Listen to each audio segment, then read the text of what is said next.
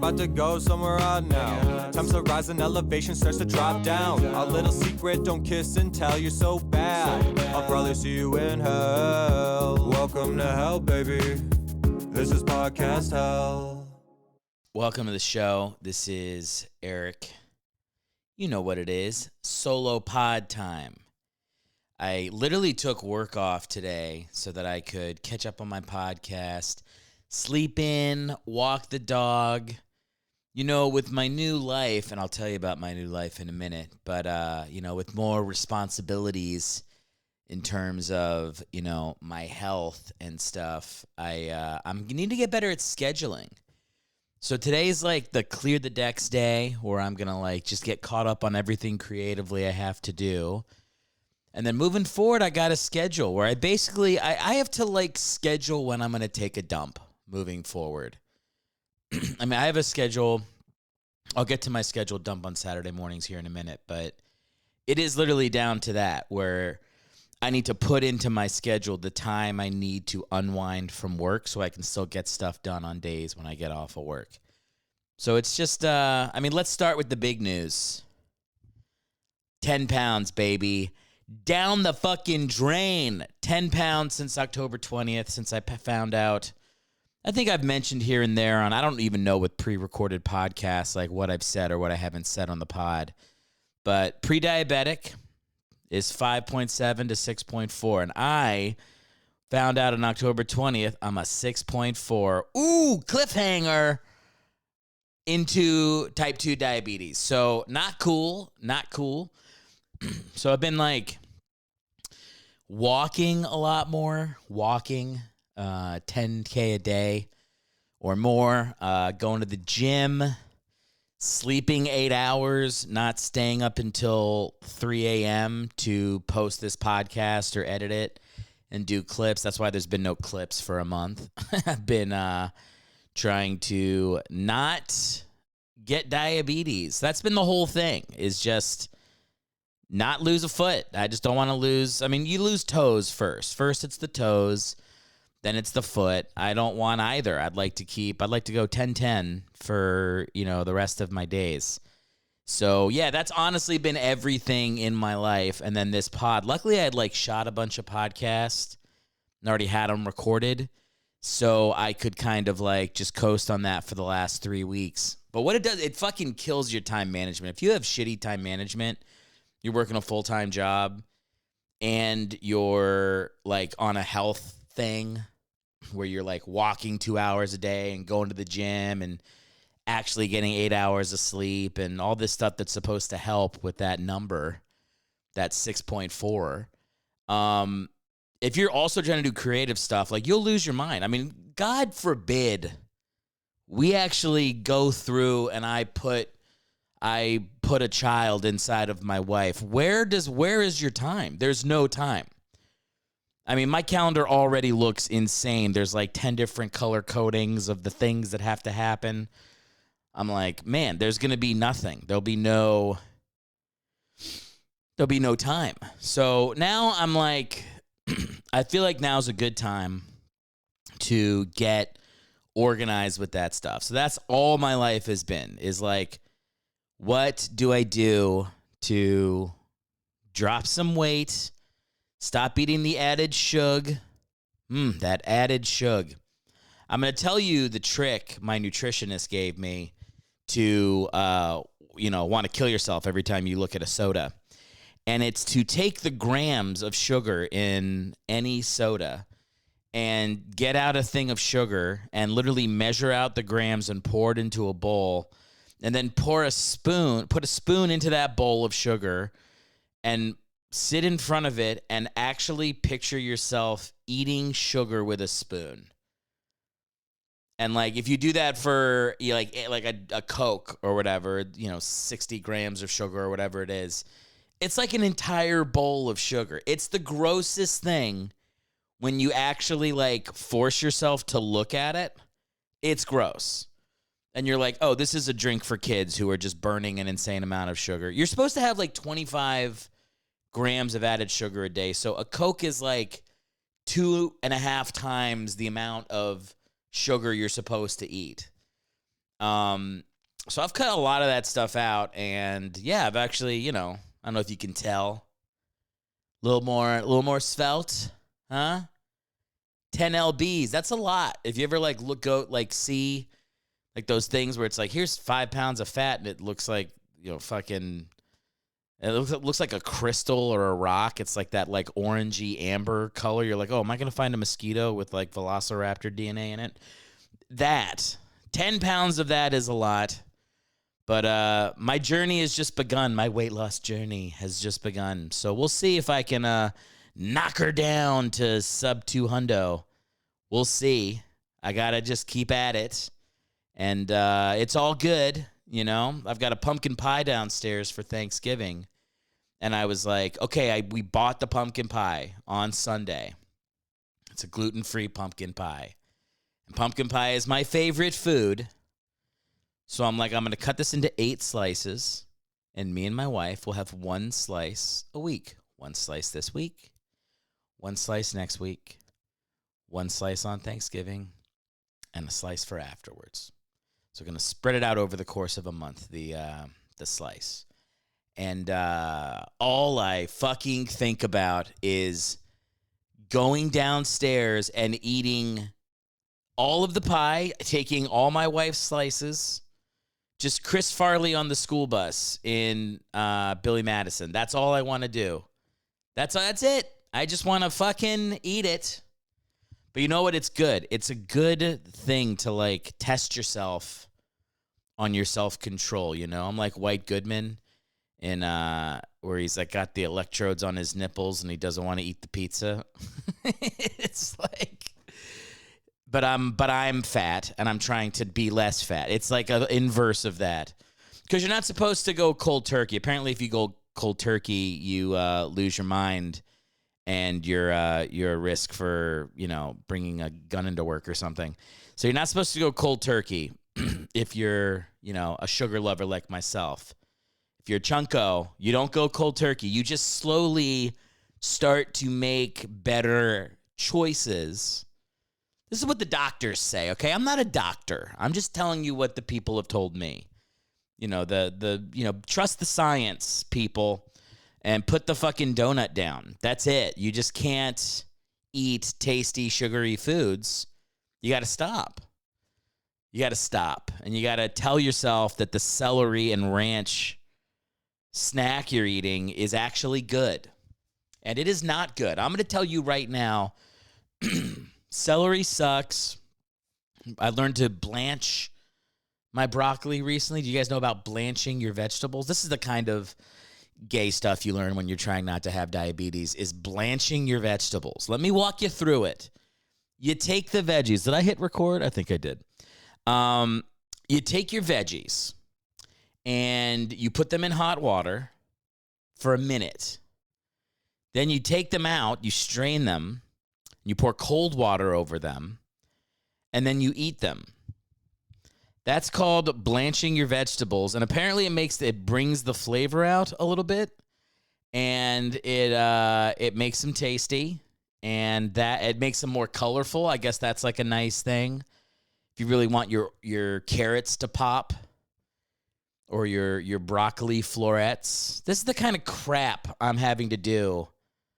I'm trying to every week I have a nutritionist now that I talk to, and I'm like, tell me fucking something tasty I can eat. And so every week he gives me like a new snack, and Terra chips are very good. Veggie sticks, I'm getting kind of sick of those. Freezing your grapes, frozen grapes are actually, those are not bad. But I will tell you guys this, is you stop eating natural or added sugar, and the only sugar you have is like natural sugar. So like an apple or a pear or a banana or blueberries, something like that. Oh my God. Dude, strawberries taste so good now. It's been a month of me not eating Sour Patch Kids like a fucking crackhead at the gas station every day. Like, just cutting that out and eating actual, like, natural sugar, I can't tell you how good a banana like, it's too much. It's too... You're eating it, you're going like, whoa. Like, I ate a snap pea yesterday, and I was like, slow down, buddy. That's a lot of sugar in there. Like, it blows your mind how quickly your body recognizes that you need sugar, but you're just supposed to have this stuff that grows on trees that Adam and Eve would eat, like, with their dick and tits hanging out. And be like, oh, apple. And you're not, all the stuff they're... I get why God told them don't eat the apple. He was like, it's too much sugar. You don't know.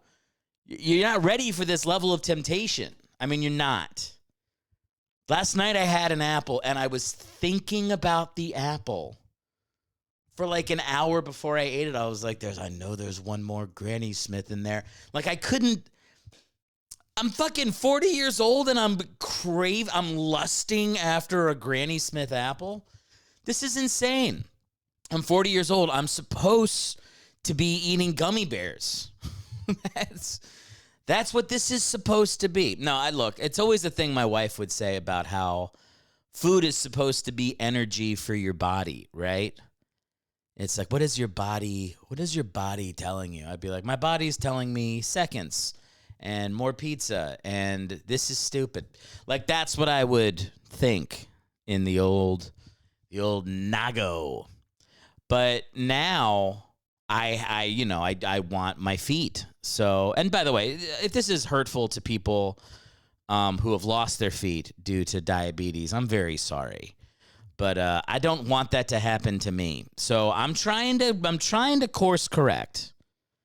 I'm trying to, this is I got this Scared Straight. Like when you're like, if you're a bad teenager, you remember Scared Straight? They'd be like, you want to get fucked by a dude? And you're like, no. Like, this is kind of that. I had a big guy get in my face and tell me that I'm going to get raped in prison, but sub in food metaphors for all of that stuff. I don't want to do the work of coming up. You guys get the metaphor I'm making, all right? Scared healthy. Scared into 10,000 steps a day, that sort of thing. And you know what? Like, here's the thing. We're all having a good time on the pod, but in all reality, I do feel better. And I'm going to have to measure my blood alcohol it's the A1C, not my blood alcohol, the A1C of my blood. And then I'll know in like a month if I was able to kind of kick it down from the 6.4, but truthfully, I got to do this until I'm all the way out of pre-diabetes, right? So I got to get to 5.6 or lower. So that's the goal. That's like the most important thing. I'm still going to try to have the pod come out weekly.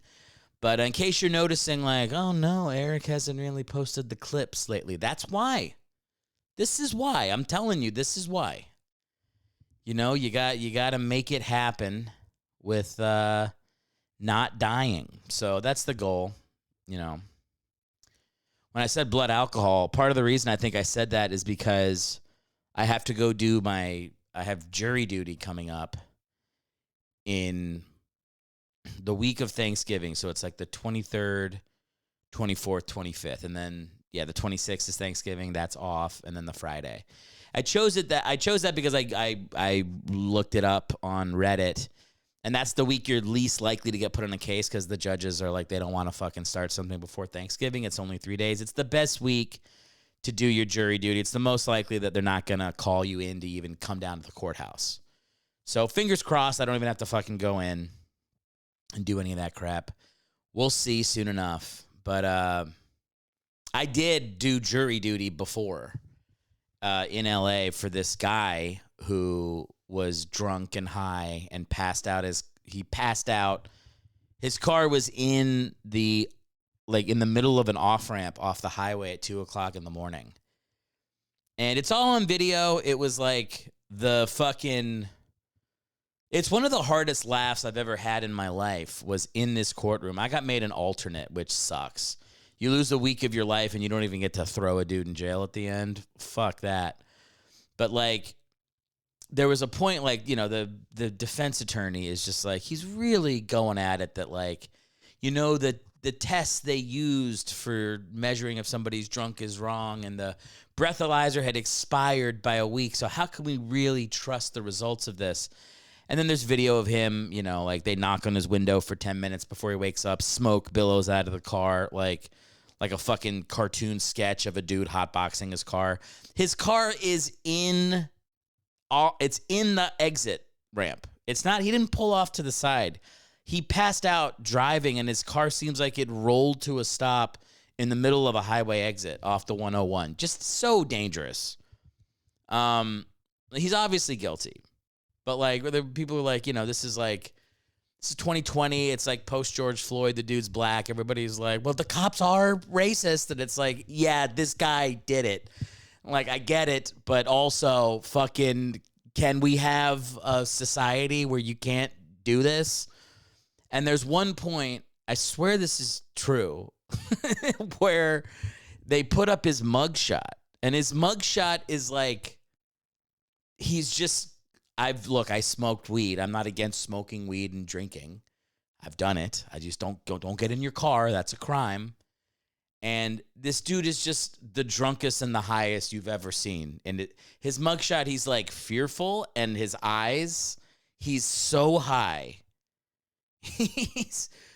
So I just started laughing. I'm the alternate. I know you're not supposed to laugh in court. I started laughing, and not like I didn't go, I went, ah! I did one of those laughs. Like it was like, I'm frustrated because this case has taken like 5 days for this dude who's clearly guilty. It's such a waste of time. You just get to that point of frustration where you're like, anything would make you laugh. Like it was just that point. It was like an explosion. I laughed like an asshole, and then everybody laughed. The judge was laughing. The defense attorney was trying not to laugh, but I saw him laughing too. Everybody in the juror's box, the prosecutor, everything. And it was legitimately like, I think it had just been such like a slog up to that point. There's like a couple moments in my life. My brother doing karaoke really poorly to Live in La Vida Loca in front of 500 people in the showroom of a cruise boat. That's another big laugh.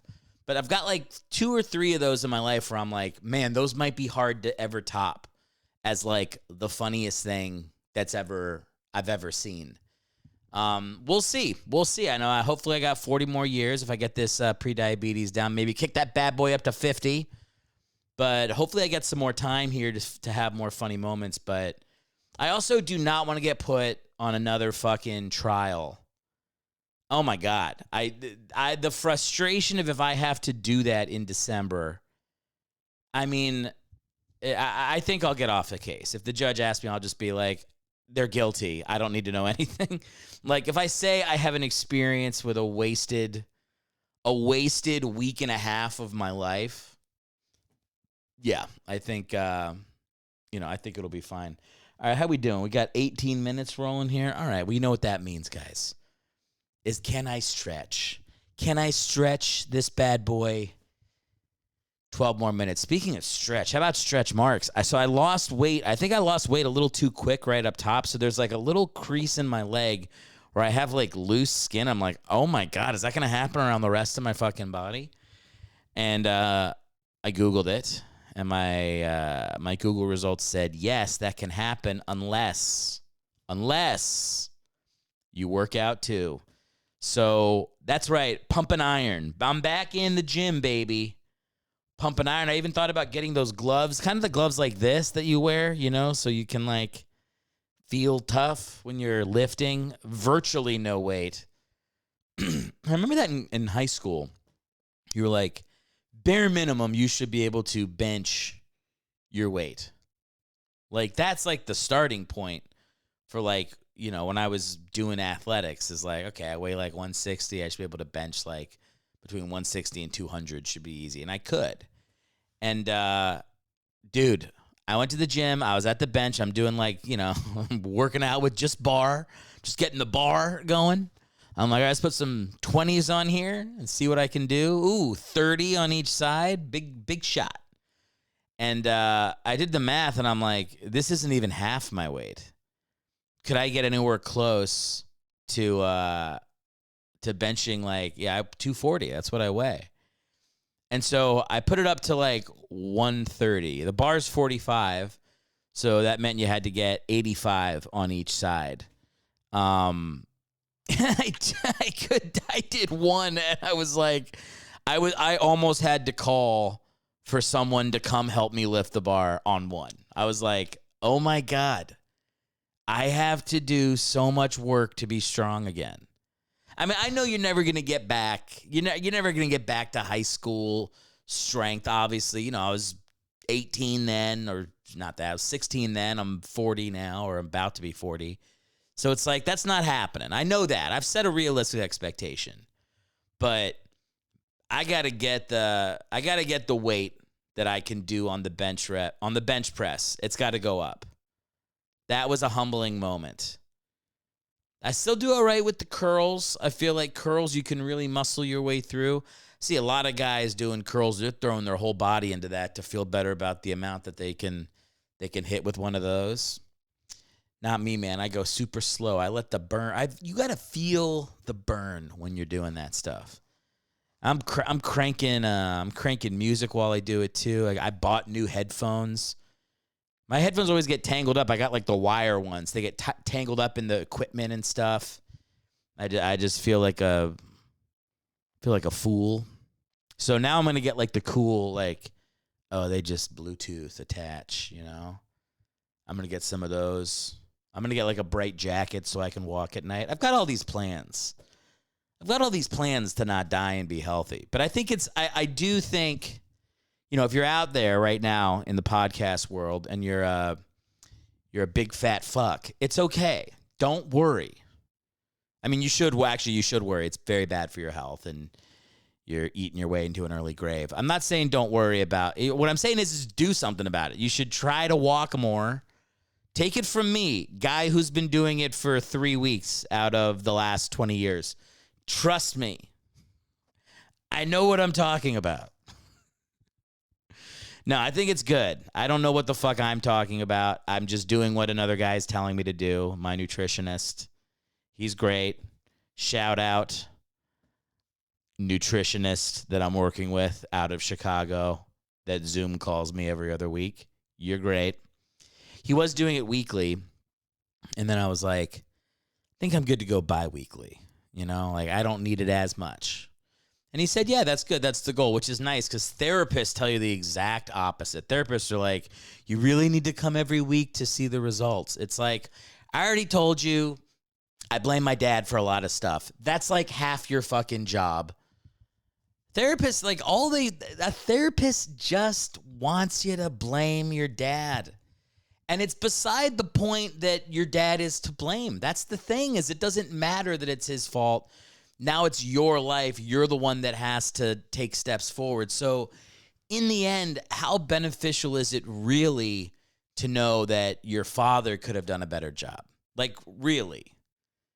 I mean, I know we're all supposed to be like, therapy, the greatest use of your time possible. But to me, I'm like, for me, I feel like I got the tools that I needed out of going to therapy. And now I'm a well-balanced guy. Now I don't get angry anymore. Now I'll probably go back to therapy pretty soon. It's just I can't do nutritionist and therapist at the same time. It's enough. It's enough. You know what I mean?